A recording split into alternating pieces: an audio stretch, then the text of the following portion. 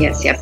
Kemudian, apakah ada tips agar tidak stres pasca bersalin di masa pandemik ini, Dok? Karena pasca bersalin itu merupakan masa adaptasi dan menguras energi banget berkadang karena menyusui, tentunya juga akan berpengaruh pada imun kan, Dok?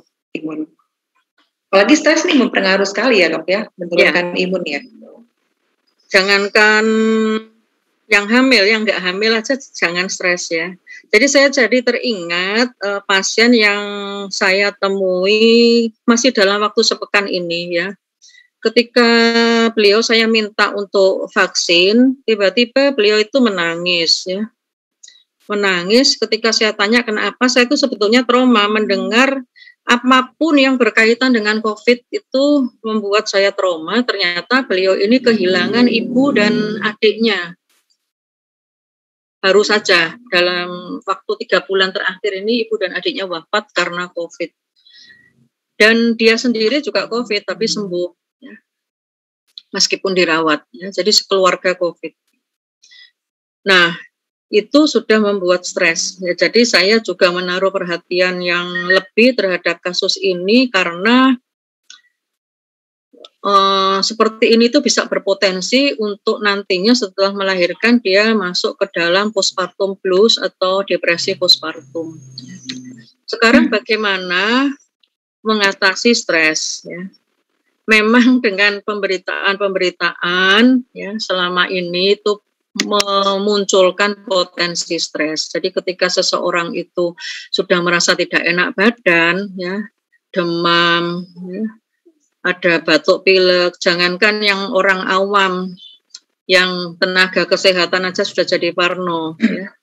Dan ada kecenderungan, daripada tahu positif lebih baik saya langsung isolasi saja. Ada, dan itu tidak sedikit yang seperti itu. Ya.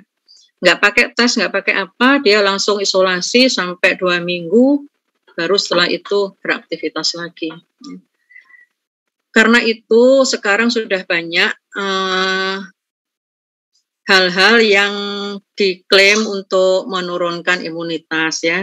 Itu sebetulnya tantangan tersendiri dan kita juga banyak belajar dari COVID ini yang ternyata memunculkan kreativitas tersendiri sampai penerbitan buku yang berkaitan dengan COVID ya, baik yang ilmiah maupun yang antologi, pengalaman-pengalaman COVID, pengalaman-pengalaman pembelajaran jarak jauh itu sudah berterbitan sebagai buku dan itu sebagai penghilang stres. Ya. Dan kemudian adalah kedekatan dengan orang-orang keluarga, ya. Hendaknya jangan menjadi renggang, ya. Janganlah ketika istrinya itu positif lalu suaminya menjauhi, ya. Atau sebaliknya. Ya. Itu dengan edukasi yang baik, ya, itu insya Allah bisa berjalan dengan baik. Begitu. Atau mungkin juga bisa nggak kalau memiliki hobi itu bisa mengalihkan rasa stres kita sih, Dok? Seperti dokter kan punya hobi itu. Itu kan sekarang hobi bertanam itu ngetren itu kan karena awalnya dari dulu ini, dari ketika gelombang pertama. Ya.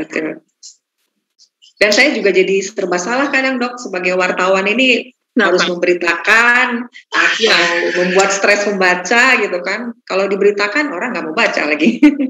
Jadi khawatir. Kalau nggak diberitakan, ya saya melihat juga tipikal orang Indonesia ini kalau nggak ditakut-takut itu nggak takut. Gitu. Jadi ya sudahlah berjalan saja karena di samping pemberitaan yang menurunkan stres juga banyak kok. Ya. Dan kita para nakes juga senantiasa terbuka untuk menerima pengaduan-pengaduan ya tentang apapun yang dialami, tentang apapun yang dimintakan solusi kalau ada kasus-kasus COVID.